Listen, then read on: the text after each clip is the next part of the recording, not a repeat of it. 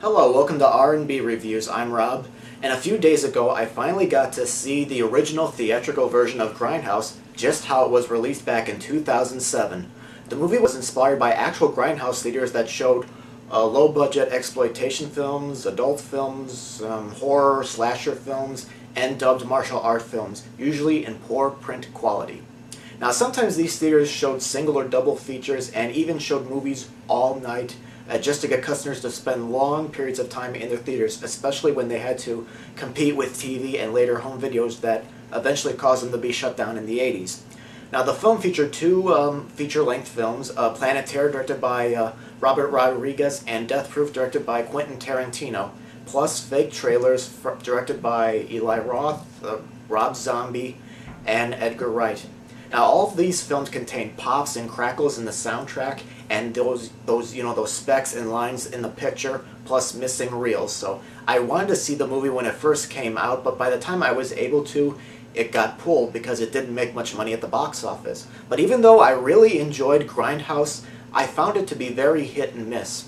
The film opens with a trailer for Machete, directed by Robert Rodriguez, about a federale from Mexico who gets hired to do a hatchet job in the U.S. because the FBI have a job that they don't want their own agents killed on.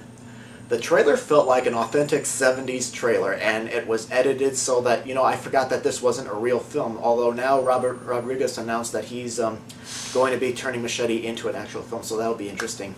Now the first film was Planet Terror, also by Rodriguez. It takes place in Texas when go-go dancer Cherry Darling, played by Rose McGowan, decides to quit her low-paying job. But meanwhile, across town, some military officials are meeting with a scientist named Abby for mass quantities of a deadly biochemical agent, codenamed Project Terror.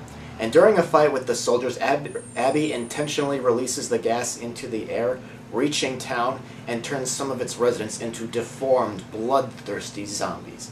Cherry and the other characters fight the zombies to stay alive and to find a way to end the terror. I really had the most fun with this film. Robert Rodriguez created a passionate homage to the laughably bad 70s schlock flicks, from the cheesy music right down to the cliche double entendres.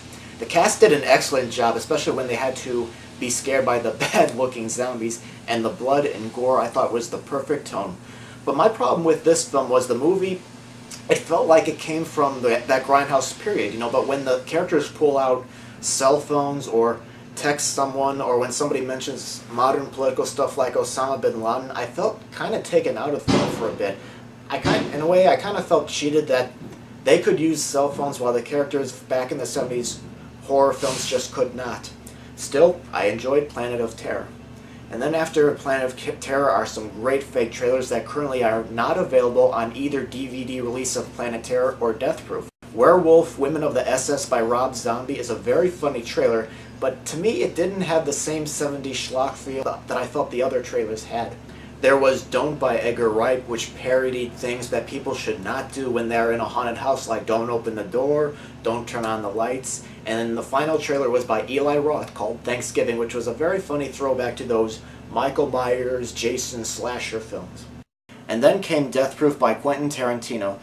The movie's about a former stuntman named Stuntman Mike who likes to pick victims, get to know them, and then kills them by either crashing his stunt car into them or giving them a ride and doing deadly stunts. Now Death Proof kind of felt like a letdown to me because both the features had different moods. Like Terror felt like an authentic old 70s schlock film, while Tarantino seemed to be creating his own modern Grindhouse film. I kind of felt disappointed that this film just didn't carry on that old 70s vibe like Terror did, even though Death Proof had some of the same pops in the sound and those scratches, but it had clear cinematography most of the time. Now the movie I thought started out great with the first group of people Mike stalks, and it sets up that Stuntman Mike may not be what he seems. Then came the second act, and I didn't find the next group of people quite as interesting, and Stuntman Mike just didn't feel like the subtle maniac that he was in the beginning. Now, Kurt Russell I thought was really excellent in the part as Stuntman Mike, and the actors who played the first group, including actor Sidney Poitier's daughter, also named Sydney, did a fine job. But the second group I kind of found to be a bit of a mixed bag. The car chase on the highway was well staged and exciting, but some scenes, including when the second group talks about a director they know while they're riding in a car, kind of went on a little bit too long. Overall, I did enjoy Grindhouse, and I was disappointed that it hasn't been on DVD in this format. The movie is currently playing on demand until August 27th, although Brendan, my co-host, tells me that it usually gets back on after they take it off, but I don't know if that's going to be the case again.